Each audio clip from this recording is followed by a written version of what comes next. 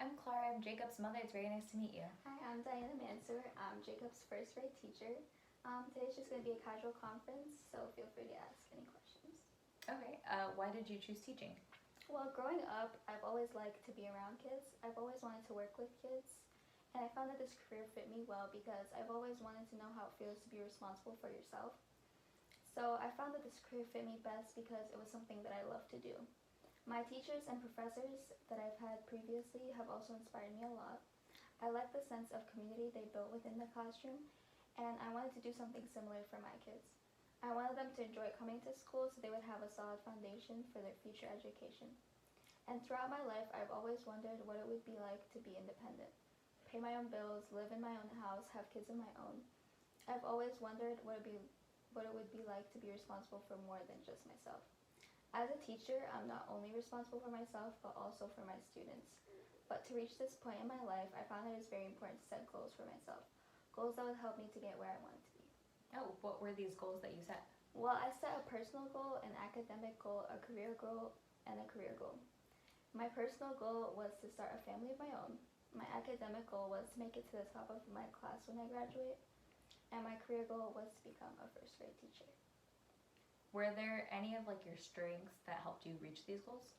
Well, when I took my Clifton Strengths assessment at Valencia, my top 5 Clifton strengths were harmony, deliberative, empathy, responsibility, and developer. But my top strength was harmony.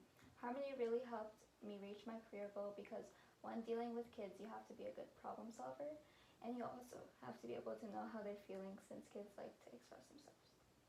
What did you do after high school? Well, when I was 15, I actually enrolled in the dual enrollment program at my high school, and I was accepted and began to take a couple of classes each semester, along with my high school classes, of course.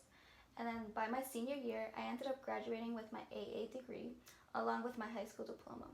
And then I transferred to UCF to complete my bachelor's degree in education. So how did you pay for all these classes? Did you have any problems with that? Well, when completing my associate's degree, I didn't have to pay for anything at all because I was enrolled in the dual enrollment program. And this meant my high school paid for everything, my classes and my textbooks. And when completing my bachelor's degree, my total cost was approximately $5,000 for tuition, with an additional cost of textbooks, of course, each semester.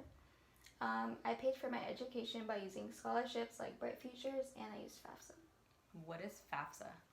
Well, FAFSA is a financial aid from the government. You fill out a form every year that determines if your kids are eligible for aid from the government, which means they will pay for a portion of your tuition. Oh, okay, that's very helpful. You said you went to Valencia. Was there anything there that helped you, any kind of resources to help you with your classes? Well, some resources that were very helpful at Valencia were the Answer Center and the Writing Center. These centers have teachers and students who are good at the topic you need help in. For example, in the Writing Center, someone will review your essays for you and give you pointers on what to fix. And I also got help from advisors to help me pick my classes each semester and make sure my finances were going well. And I set a meeting day with my advisor before every semester to talk about what classes I need to keep me on track for graduation. Oh, perfect. Was there anything that you did during college or during your degree to help you actually secure getting this job? Well, throughout my years of college, I actually completed observation hours at many different schools. And then I picked one of those schools to do an internship for during my senior year. And that school is actually the one I'm in currently because they ended up hiring me. It is very important to network with schools and create a respectable name for yourself. Oh. Do you say that there's any skills that you need to be a teacher? Well, I would say you need to know how to handle a kid's behavior. You need to be patient since you're working with little kids, and you need to have time management skills and leadership skills. That's perfect. What advice would you give to any students that want to become teachers, or is there anything that stuck out to you from teachers that you've learned from before? Well, throughout my years in college, I've gotten a lot of advice from my professors and teachers, and I've learned many things throughout, but one of the most important things that I learned from my teachers was that you're not only a teacher, but you're also a student. So you're going to learn something new every single day from at least one of your students, because for example, each student learns in a different way. So you're going to need to learn how to adapt to each student's needs. And another thing I learned was don't be afraid to have fun. You're going to have fun and you'll keep your students more engaged in the lesson. Perfect. Oh, it was really great like asking you these questions. It was very helpful. Thank you. It was very nice talking to you. You as well. Thank you.